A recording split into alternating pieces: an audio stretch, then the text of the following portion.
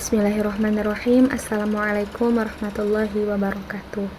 Perkenalkan, nama saya Daini dengan nomor NIM 23212148 dari kelas 4A IAT Fakultas Usuluddin dan Dakwah Institut Ilmu Al-Quran Jakarta.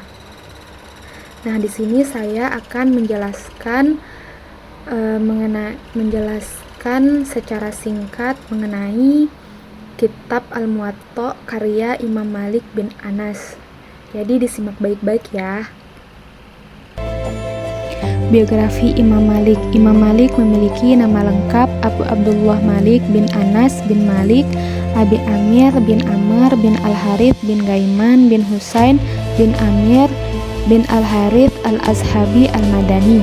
Kunyahnya Abu Abdullah, sedangkan lakopnya Al-Ashabi Al-Madani Al-Faqih, Al-Imam Dar Al-Hijrah dan Al-Humairi. Dengan melihat nasab Imam Malik, beliau memiliki silsilah yang sampai kepada tabi'in besar atau Malik dan kakek buyut atau Abu Amir, seorang sahabat yang selalu mengikuti dalam peperangan pada masa Nabi.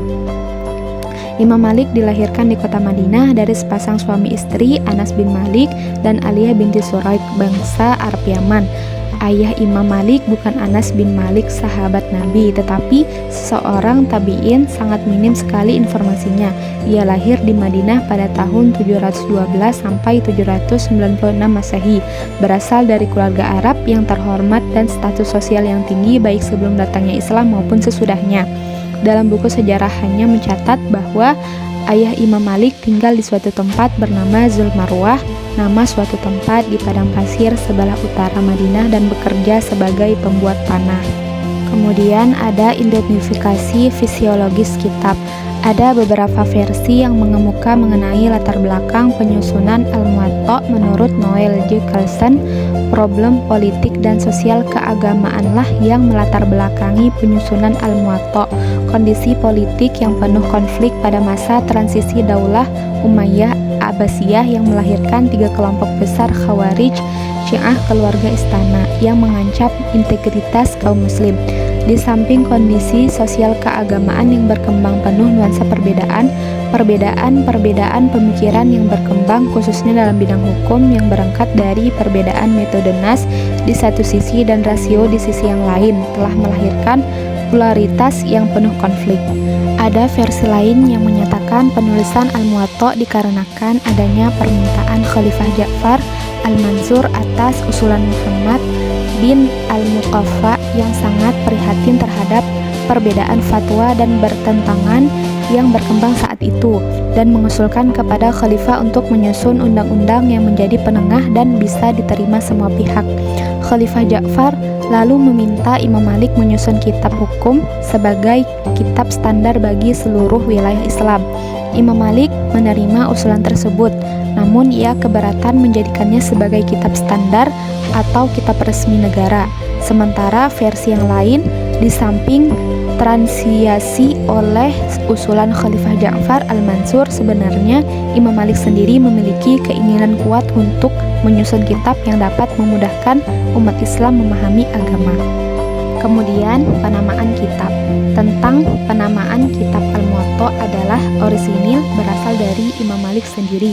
Hanya saja tentang mengapa kitab tersebut dinamakan dengan Al-Muwatta, ada beberapa pendapat yang muncul. Pertama, sebelum kitab itu disebarluaskan, Imam Malik telah menyodorkan karyanya ini di hadapan para 70 ulama fikih Madinah dan mereka menyepakatinya.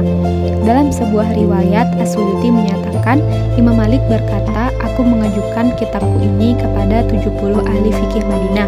Mereka semua setuju denganku atas kitab tersebut, maka aku namai dengan Muwatta atau yang disepakati." Kedua, pendapat yang menyatakan penamaan Al-Muwatta karena kitab tersebut memudahkan khalayat umat Islam dalam memilih dan menjadi pegangan hidup dalam beraktivitas dan beragama. Ketiga, pendapat yang menyatakan penamaan Al-Muwatta karena kitab Al-Muwatta merupakan perbaikan terhadap kitab-kitab fikih sebelumnya. Selanjutnya, isi kitab.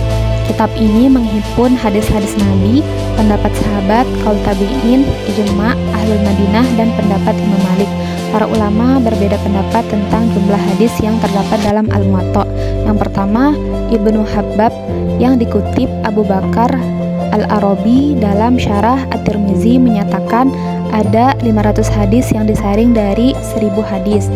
Kedua, Abu Bakar Al-Abhari berpendapat ada 1726 hadis dengan perincian 600 musnad, 222 mursal, 613 mauquf, dan 285 qaul tabi'in. Yang ketiga, Al-Harasi dalam Ta'liqah fil Usul mengatakan kitab Malik memuat 700 hadis dari 9.000 hadis yang telah disaring.